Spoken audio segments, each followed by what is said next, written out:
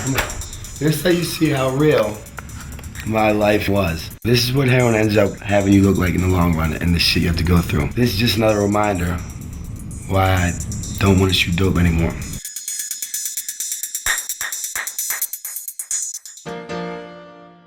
What's that, a school picture? Yeah, with his American flag. You know, he's a cute kid with a normal childhood. You can see that. Skateboarding, I lived it, I slept it, I breathed it, I dreamed it. From the day that I got my first skateboard to the day I put the first needle in my arm. When he was like 10 years old, he was at Tony Hawk's house in California for the summer. Multiple times he'd go there. Brandon Novak, he had made it to the sort of the top of his game.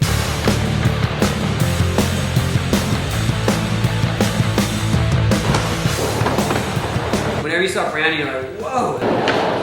That's really unbelievable for a kid to do that kind of thing. The drugs came into play. It was such a gradual and slow process. I found bongs and the roach clips, the little pink bags and the pills. I definitely knew that he was having problems. He got into the really heavy stuff. And my life was slowly going downhill. My priorities, my interests faded away.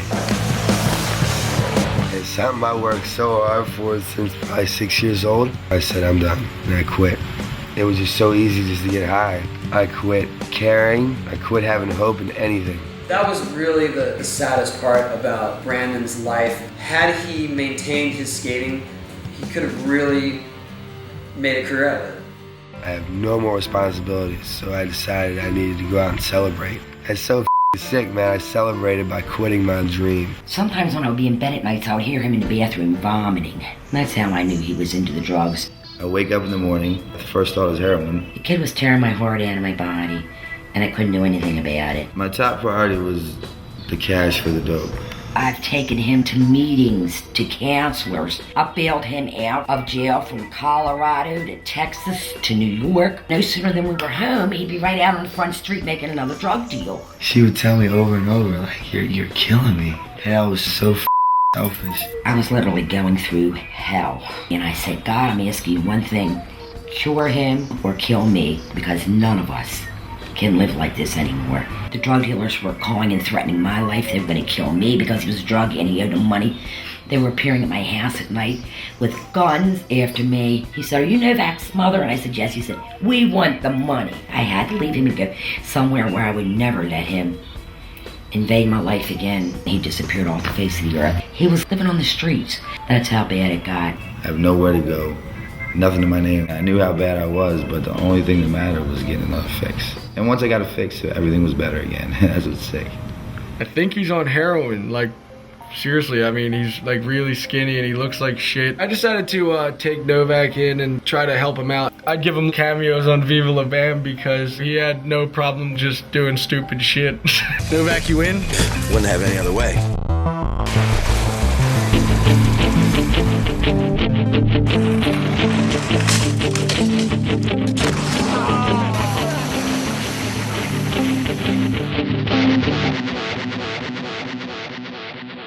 I've been shooting heroin to forget about all my problems. So not only am I overcoming the biggest fight of it all, which is quitting heroin, then I have to deal with all the problems that I've been avoiding and putting off by getting high for 6 years. I felt like I was putting my family in danger and ourselves at risk. How do I know that his drug addict friends aren't going to come here? How do I know that he's not going to pay somebody and they're coming looking for him here? As much as my heart wanted to say that he was doing better, I knew he wasn't. He's sitting there lying straight to my goddamn face, like I'm this idiot. What kind of drugs you got on now? Nothing. Nothing at all.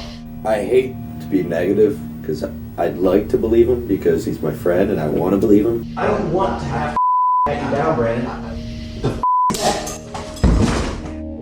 It seriously stressed me out, and just thinking about it stressing me out right now because it's upsetting because he's a awesome dude.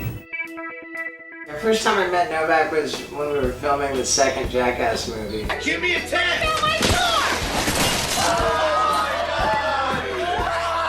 He was nuts right away. You can say that about Brandon Novak. He makes an impression on you. Yo, Novak. Oh my God! He was a up, crazy drug addict who did gnarly stunts. I mean, he fit right in.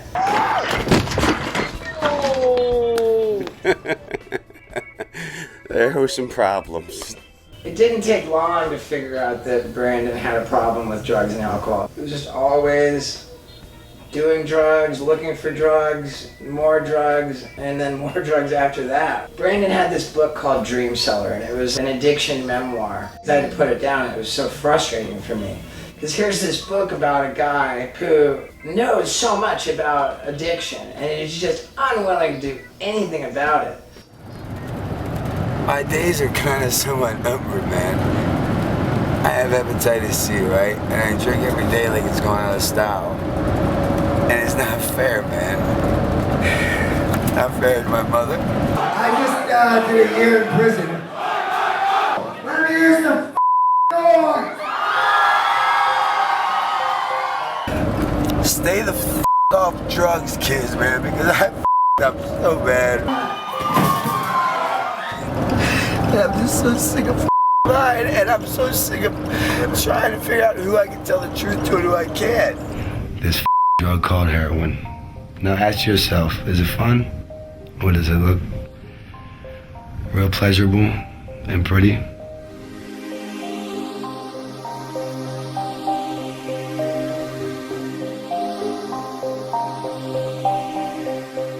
I went and bought 2 cemetery plots.